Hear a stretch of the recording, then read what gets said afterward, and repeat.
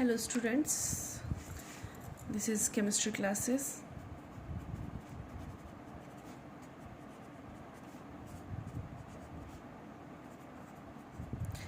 And we already start the chapter of organic chemistry for BSc part first.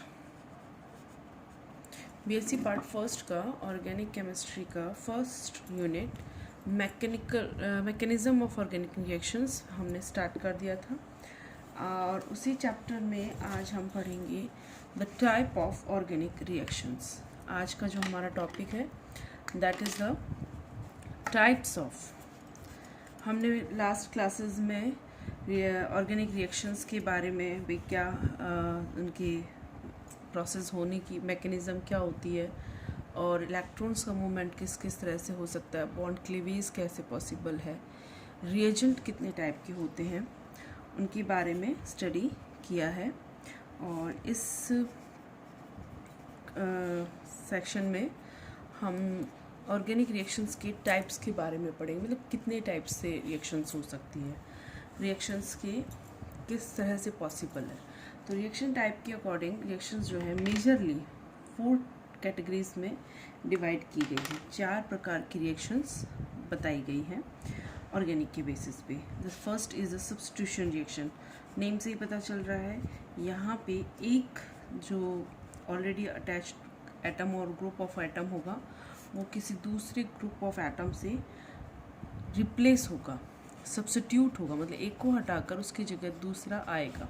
जैसे अगर carbon है उसके 4 bonds होते हैं और इन चारों पे एक्स वाई जेड कुछ भी हो सकता है, तो इनमें से कोई एक ग्रुप यहाँ से रिप्लेस हो जाए और इसकी जगह कोई दूसरा ग्रुप जो है वो ऐड हो जाए, तो इसको हम क्या बोलेंगे कि ये जो इनकमिंग ग्रुप है ये इसका सब्स्टिट्यूट है, एक्स का सब्स्टिट्यूट है। तो इस टाइप की रिएक्शंस को सब्स्टिट्यूशन रिएक्शन कहा जाता है। अब रिएक्शन की प्रोसेस के बेसिस पे, मतलब रिएजेंट जो हमने लास्ट क्लासेस में पढ़े उसके बेसिस पे ये रिएक्शन जो सब्स्टिट्यूशन रिएक्शन है फर्दर 3 डिफरेंट टाइप से डिवाइड की गई है। The first is a nucleophilic, second is a electrophilic, third is a free radical. तो firstly we study about the nucleophilic substitution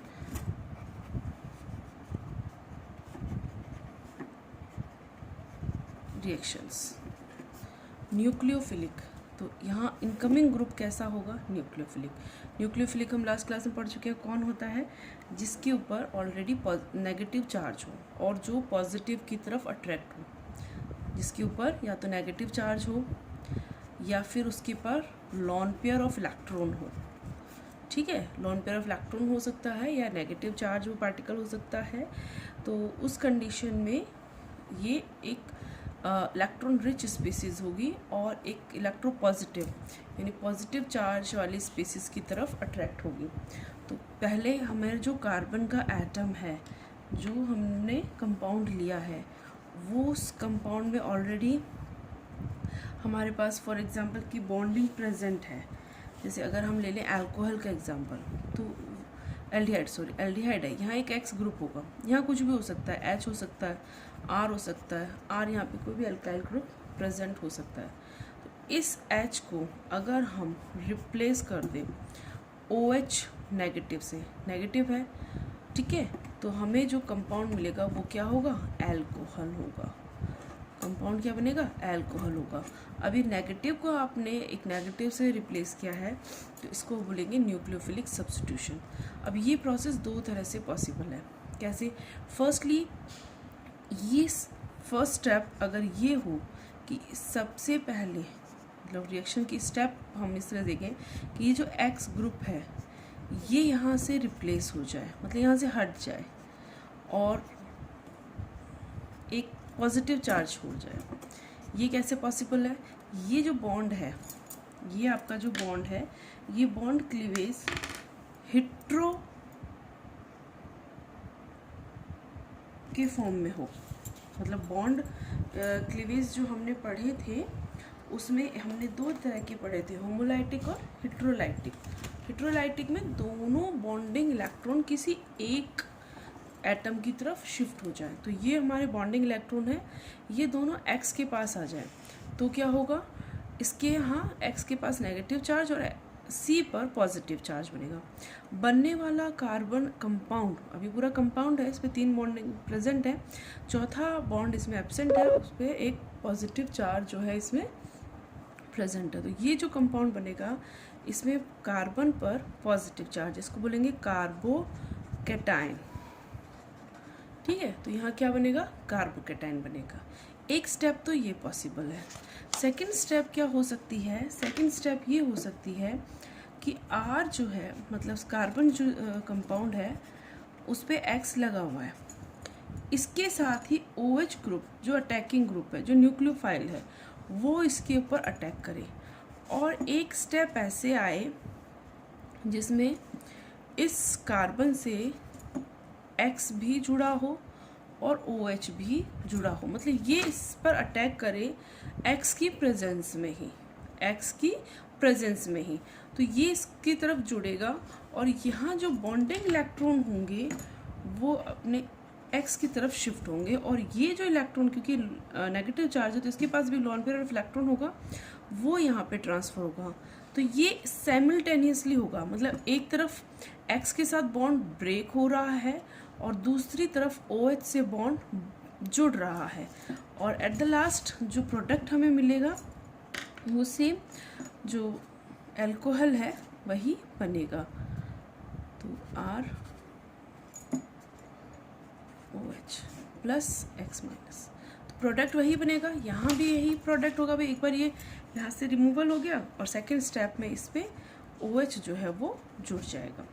लेकिन ये स्टेप में जो डिफरेंस है वो एक मेजर डिफरेंस है कि यहाँ पे एक कार्बोकैटायन बनेगा, इस प्रोसेस में एक कार्बोकैटायन का फॉर्मेशन होगा, यहाँ कार्बोकैटायन का फॉर्मेशन नहीं होगा, एक इंटरमीडिएट बनेगा जो कि पेंटावेलेंट है, मतलब उसकी वैलेंसी कितनी है, 5 है। इंटरमीडिएट जो बन रहा है उसकी वैलेंसी क्या है, 5 है।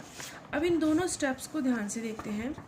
इस स्टेप में, मतलब इस प्रोसेस में जो रेट डिटरमाइनिंग स्टेप है, यानी यहाँ पे 2 प्रोसेस हो रही है, एक स्टेप ये और एक ये, तो रेट डिटरमाइनिंग स्टेप क्या है, कार्बोकैटायन का फॉर्मेशन ऑफ कार्बोकैटायन।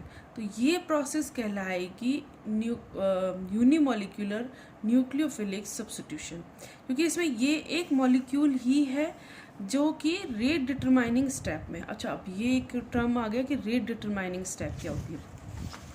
कोई भी इस मैकेनिज्म हम जब पढ़ेंगे उसमें जो रिएक्शंस प्रोसेस होंगी उसमें कोई एक स्टेप होगी जो सबसे स्लो होगी, भाई सबसे धीरे प्रोसीड करेगी।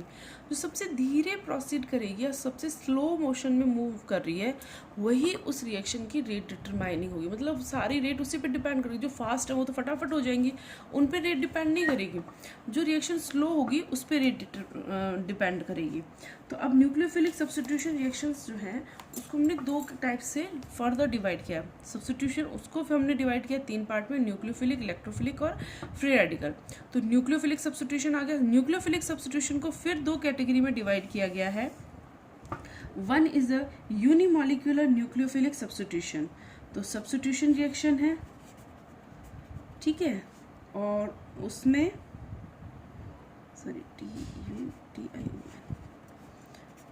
न्यूक्लियोफिलिक,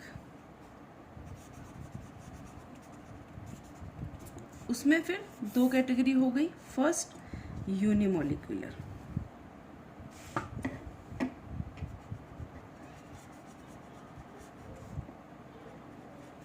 एंड सेकेंड जो है दैट इज बाइमॉलिक्यूलर।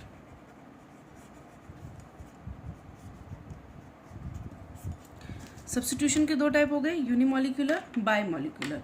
यूनिमॉलिक्यूलर में क्या हो रहा है, हमारे पास कोई भी एक कंपाउंड है, ठीक है, R H R डैश, ये कुछ भी हो सकता है, तीनों H हो सकते हैं, ये CH3 ग्रुप हो सकता है, CH2OH ग्रुप हो सकता है, X।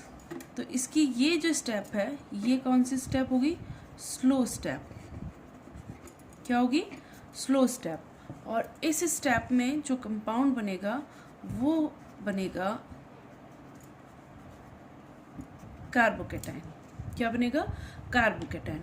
और इसका जो सेकंड स्टेप है वो होगी फास्ट स्टेप जिसमें ये कार्बोकेटाइन जो है वो न्यूक्लियोफाइल से अटैच होगा।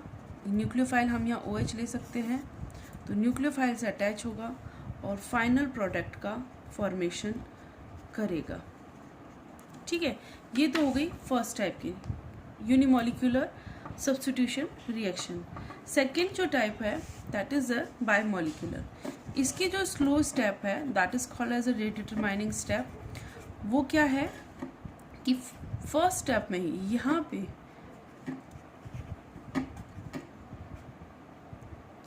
X यहाँ जुड़ा हुआ है, इससे OH ग्रुप आ रहा है। ठीक है, और ये एक इंटरमीडिएट बनेगा जिसमें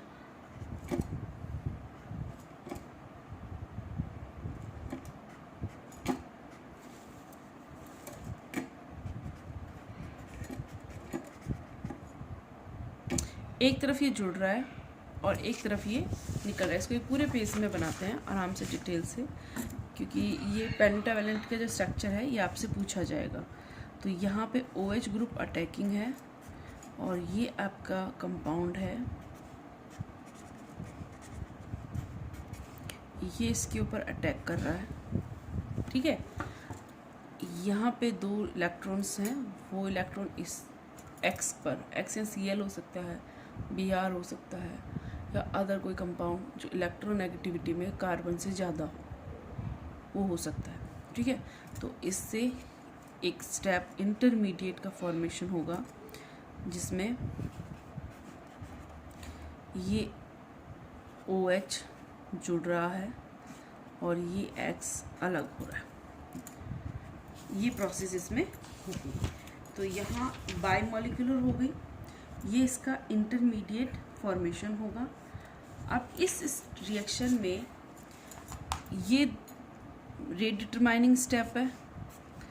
2 मॉलिक्यूल इसमें रोल प्ले कर रहे हैं, एक जो आपका न्यूक्लियोफाइल है, दूसरा जो आपका रिएक्टेंट है। ठीक है, दोनों इसमें रोल प्ले करेंगे। तो इस रिएक्शन को बोलेंगे substitution nucleophilic biomolecular reaction SN2, और इसी नाम से ये पूछी जाएगी। और इस रिएक्शन को क्या बोलेंगे? Substitution nucleophilic unimolecular. लिखी भी ऐसे ही जाएगी, S बड़ा, उसके नीचे छोटा n और n के ऊपर 1। S कैपिटल में, n कैपिटल में ही लिखेंगे बट एन एस के नीचे लिखेंगे और फिर उसके ऊपर पावर की फॉर्म में 2 इसी फॉर्म में लिखी जाएगी। इसके लिखने का मेथड भी यही है।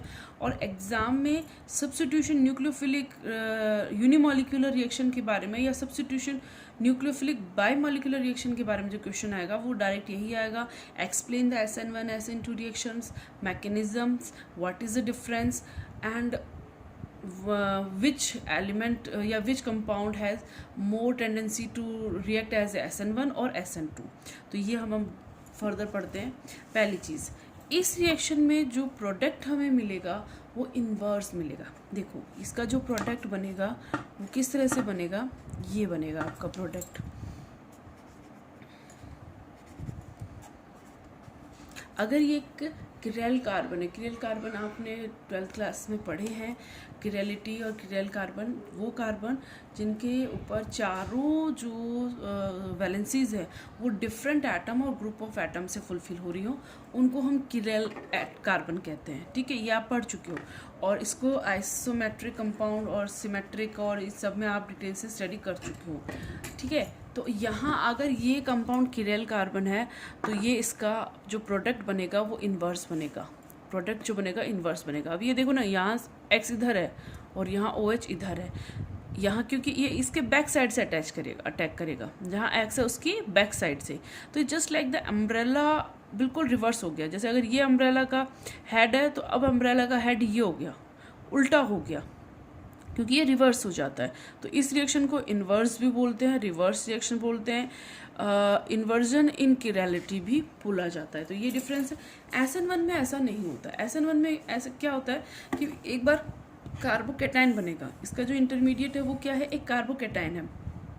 तो कार्बोकेटाइन की वजह से इसमें एक स्टेबिलिटी आ गई। अब जो इनकमिंग ग्रुप है वो किसी भी डायरेक्शन से आ सकता है, क्योंकि कार्बोकेटाइन का अगर हम स्ट्रक्चर देखेंगे तो वो किस तरह से है, ये है आपका स्ट्रक्चर, एक तरह से टेट्रागोनल प्लेनर। तो अब आने वाला ग्रुप कहीं से भी आ सकता है, इधर से भी आ सकता है और यहाँ से भी आ सकता है, अटैकिंग ग्रुप कहीं से भी अटैक कर सकता है। तो इसलिए इसमें जो कंपाउंड का जो प्रोडक्ट बनेगा, अगर ये भी किरल है और किरल का प्रोडक्ट बनेगा तो वो रेसिमिक बनेगा, मतलब वो उसके इन्वर्स भी बनेंगे और सेम भी बनेंगे। तो इसमें ऐसे किरलिटी वाला जो कंपाउंड है वो SN1 में नहीं लगता। और ये डिफरेंस पूछा जाएगा आपसे, किरल कंपाउंड का इन्वर्जन किस में हो रहा है, SN2 में। और 1 नंबर का क्वेश्चन या 2 नंबर का क्वेश्चन आ गया और उसमें आपको पूछा जा रहा है या कार्बोकेटाइन इंटरमीडिएट किस में बन रहा है, SN1 में और SN2 में से, या जो इन्वर्जन है उसकी प्रोसेस क्या है, या इंटरमीडिएट बन रहा है वो कैसे बन रहा है। बहुत रिएक्शन मैकेनिज्म यही रहेगी, इसके अलावा कुछ नहीं है। लेकिन इसमें क्वेश्चंस जो हैं ये इसी टाइप के बेसिक क्वेश्चंस पूछे जाएंगे, इनको आपको देखना है, ठीक है। अब तीसरी चीज़, अभी देखो यहाँ कार्बोकेटाइन का फॉर्मेशन होना है, SN1 में कार्बोकेटाइन का फॉर्मेशन होना है। कार्बोकेटाइन अगर हमारे पास ये कार्बन इस पे प्लस चार्ज है, तो ये प्लस चार्ज वाला कब स्टेबल होगा, जब इसके पास तीनों H हों या फिर ये तीनों कार्बन ही हों, मतलब ये कार्बन से ही जुड़े हुए हों। तो ये कब स्टेबल होगा, आप ये देखो, इसके पास मोर देन 1 एटम आगे कार्बन जुड़ा है तो उसके साथ और भी ग्रुप ऑफ एटम जुड़ सकते हैं, कार्बन कार्बन जुड़ा हो सकता है या कुछ भी हो सकता है। तो ये सब्स्टिट्यूट कर दिया हमने, इस H से ये पूरा ग्रुप सब्स्टिट्यूट हुआ है, H को हटा के ये पूरा ग्रुप आया है। तो यहाँ पे स्टेबिलिटी कौन से कार्बोकेटाइन की ज़्यादा होगी, भाई इसकी ज़्यादा होगी, क्योंकि इसमें ये क्या है, ये पॉजिटिव चार्ज जो है वो डिस्ट्रीब्यूट हो सकता है। इस कंडीशन में पॉजिटिव चार्ज जो हमारा डिस्ट्रीब्यूट हो सकता है। तो यहाँ कार्बोकेटाइन की यानी SN1 रिएक्शन के लिए तो स्टेबिलिटी किसकी ज़्यादा होगी, इसकी। तो SN1 रिएक्शन किस में ज़्यादा होगी, tertiary carbon, tertiary primary second, या आप पढ़ चुके हो कि कार्बन है, अगर उस पर सिर्फ एक भी कार्बन नहीं है तो 0 डिग्री है, एक कार्बन जुड़ा हुआ है तो 1 डिग्री है, या प्राइमरी कार्बन है, 2 कार्बन जुड़े हुए हैं तो सेकेंडरी कार्बन है, और 3 ही कार्बन जुड़े हुए हैं तो ये टर्शरी कार्बन है, ठीक है। ये आप 11th-12th में अच्छे से डिटेल से पढ़ के आ चुके हो। तो SN1 रिएक्शन मैकेनिज्म के लिए टर्शरी सब्स्टिट्यूटेड कार्बन जो है, यानी जिसके ऊपर तीनों ही कार्बन हाइड्रोजन जो है वो कार्बन से रिप्लेस हो गए हों, वो ज़्यादा इफेक्टिव होगा या वो इस मैकेनिज्म को ज़्यादा करेगा। इन टर्शरी कार्बन वाले में अगर हम न्यूक्लियोफिलिक सब्स्टिट्यूट जोड़े तो वो SN1 रिएक्शन मैकेनिज्म को फॉलो करेगा। लेकिन in case of the SN2, अब SN2 में क्या करना है, यहाँ देखो SN2 में एक और कंपाउंड अटैक करेगा।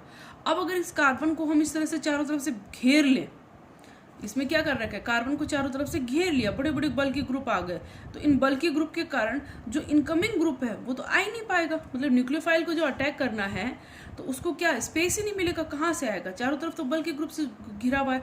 तो वो कौन से मैकेनिज्म को फॉलो करेगा, SN2 को। कब, जब उसमें ग्रुप कम हो।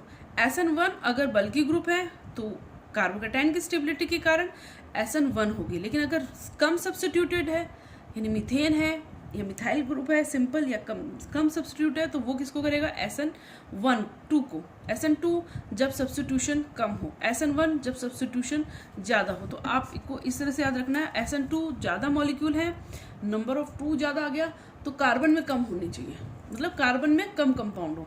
SN1 यानी 1 है, इसके पास 1 है तो फिर कार्बन के पास ज़्यादा हो।